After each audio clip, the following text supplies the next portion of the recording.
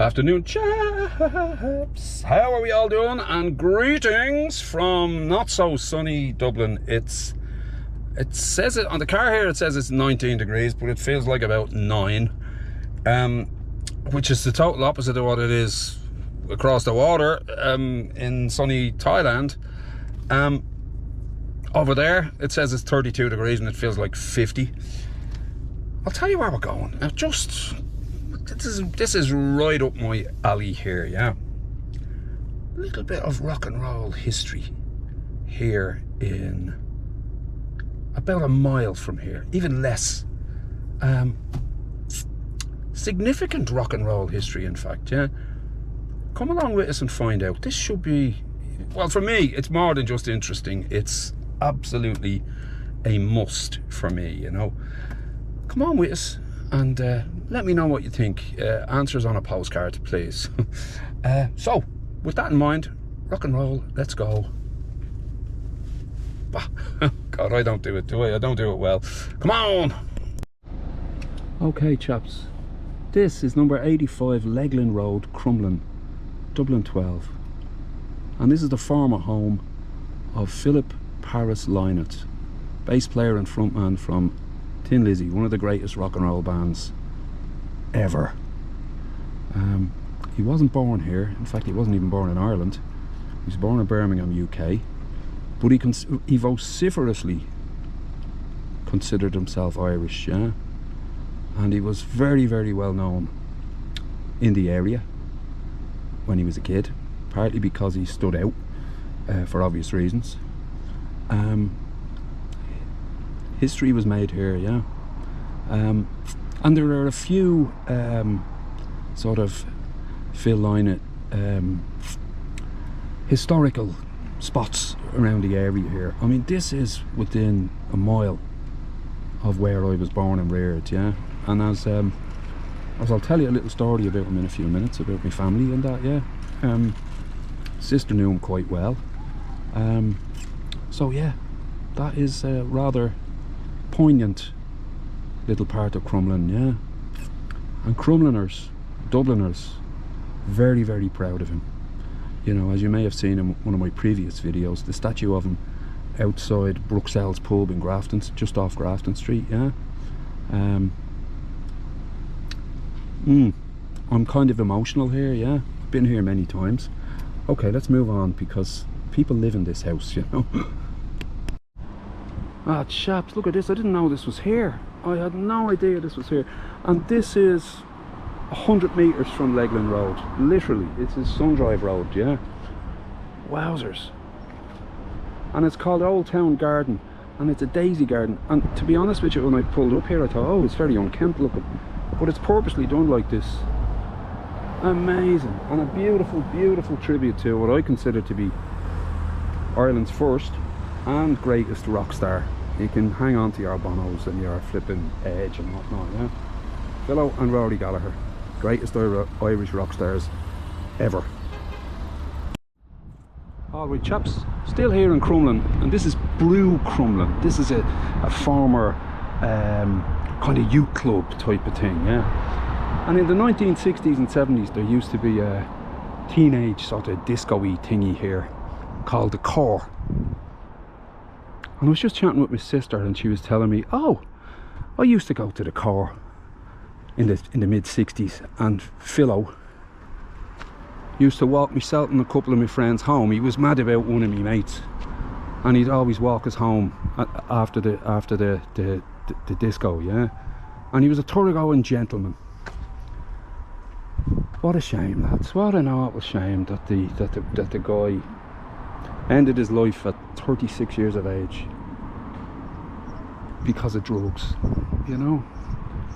And she actually said to me, oh, I knew Phil quite well. Yeah, we all did. He was a sort of real character around town and that, yeah. And around the area, everybody knew him. See, the thing is, back then, back in the 60s, because of his colour, he was very noticeable, let's say, yeah. I wonder what this little sign says, yeah. Right, no. So, yeah. You know, Ireland was a monocultural society up until the early 90s almost, yeah. And if you were anyway different, you stood out, you know. Alright chaps, where am I? I'm in St. Fintan's Cemetery in Sutton, Dublin 13. Final resting place of Philo himself, yeah. And I love the decoration here. This is quite emotional for me. I've never been here before. And if I'm brutally honest, Lizzie are not my absolute favourite band, but I do have all their albums and I do play their music, and Live and Dangerous is one of the greatest live rock albums ever recorded. Black roses, flags, photos, little sort of sets of beads. Oh, look, this is, wow. Wowzers, chaps, this is, oh my god. And what I'm struck with here is just the absolute waste of an amazing talent.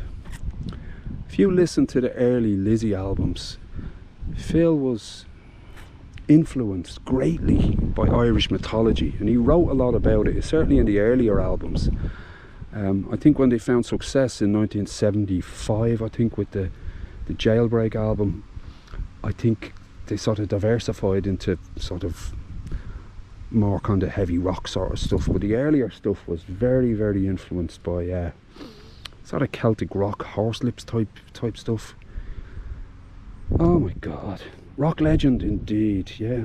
I mean, the guy was only 36 when he passed away in obviously 1986. It's written in front of me there, 4th of January, yeah. Good lord, chaps. Oh, I'm quite emotional here. Seriously. Plectrums, look. A plethora of plectrums. I should have brought something with me, something to leave here. I just didn't think of it, if I'm honest. Oh wow. Wow, chaps. Drawings, photos. God bless Philip Harris Lynott, rock legend. I don't believe, and I've seen photos of this gravestone before, and I don't believe that's the original one. I think it may have been replaced when Philomena passed away, his mother, yeah. And you know, Irish mothers and their sons, you know, and sons and their Irish mothers as well. You know, the guy wrote songs about her, he adored her, as he should do, you know. Ah, wow. I've been to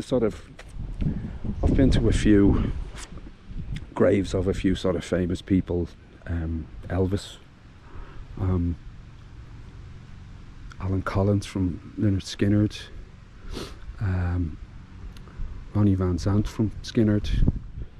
This is different. I don't know why. I suppose because the guy's been in my life kind of since I was 8 or 10 years old.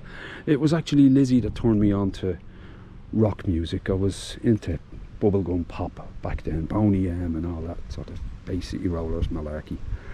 And when I heard The Boys Are Back in Town for the first time, exploding out of the radio, I flippin', wow, just changed me. It changed everything about me. Those twin guitars, that gravelly voice, the bass playing, and Brian Downey's drumming. Whoa. Fan for life. But I believe, I there are bands out there that I prefer. Heavy rock bands, that would be. Deep Purple would be one of my absolute all-time favourites. And Richie Blackmore and Ian Pace almost romanced Phil away from Lizzie, and they almost left Purple themselves in 1971 to form a band called Babyface, a la Cream, sort of three-piece kind of super group. But it didn't work, and I believe, but I'm not 1,000,000% certain, I believe that there are some rudimentary sort of session tapes or session recordings hidden somewhere of those sessions, but it never sort of panned out, or it didn't turn into anything. I don't think, I mean, Purple were huge at the time. Lizzie hadn't really broken through, and I just don't think it was a right fit for any of them at the time. Oh my goodness, holy smokes, what an absolute waste. Drugs, lads, drugs, addiction, you know, a waste of Ireland's greatest talent. You know, you can keep your Bonos and your U2s. As far as I'm concerned, they're not for me. You've written some great songs, but this guy just walked with a swagger. He walked the walk and talked the talk, and he was a musical genius. And his early songwriting, to me, outshines the latter stuff, you know, the sort of Celtic mythology and stuff that he intertwined into his writings, and from the background he came from, you know, absolutely genius, guys, yeah. And what a beautiful place for him to lay to rest. Just, if I can, I'll do a little bit of video on the way back just of this general area. It's beautiful. This is Sutton bordering on Howth, I think. I'm a Southsider. I don't know this area so well, but it's a beautiful part of Dublin. And he bought his mother a house out here, and she lived her days out here. And apparently, God bless her, she visited here every single day. And the story goes that if fans were visiting his grave when she was here, she brought them home for tea, and she had a little sort of museum of, you know, Lizzie and Philo memorabilia in her house, and she'd give people the grand tour. She was a very, very proud mother. Nearly in tears here, guys. And I never met the man. But oh my goodness, I'm quite gobsmacked and almost lost for words, but not quite, yeah. So I'm gonna take a few photos and move on. Just came to pay me respects to the man from Crumlin. Wow. So yeah, moving on, chaps, moving on. Just one little thing before I move on that I forgot to mention when I was in Crumlin, yeah. There's a quote, a Phil Lynott quote. When I'm in England, I tell people I'm from Ireland. When I'm in Ireland, I tell them I'm from Dublin. When I'm in Dublin, I tell them I'm from Crumlin. When I'm in Crumlin, I tell them I'm from Leighlin Road. And when I'm in Leighlin Road, I tell them I'm a Lynott.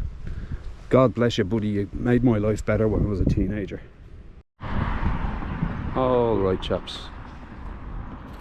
This is about 2 or 3 kilometers from the graveyard I've just been in. I think that's Howth Head out there. I think this is Clontarf, which is a rather affluent area of Dublin, yeah. And the city is that way. The 2 chimneys that I spoke about yesterday, so I would have been sort of the other side of those chimneys, yeah, on the south side of the city. Like I said, I'm a Southsider. I do not know this area of Dublin that well. I can make my way around, but I don't know the difference between there's Clontarf and then Raheny and stuff, and Sutton, and I wouldn't be up on the borders between the different areas. So if I'm wrong and anyone is highly insulted by my inaccuracy, I apologise profusely, and I'll do my best not to let it happen again. Okay, chaps, that's about it for today. I hope you enjoyed me little rockumentary, if you will.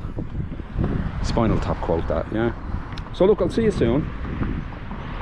Thanks for tuning in, and good luck, good night, God bless, may your God go with you. Don't forget your shovel. Rock and roll, let's go bah. And please, please have a good time all the time.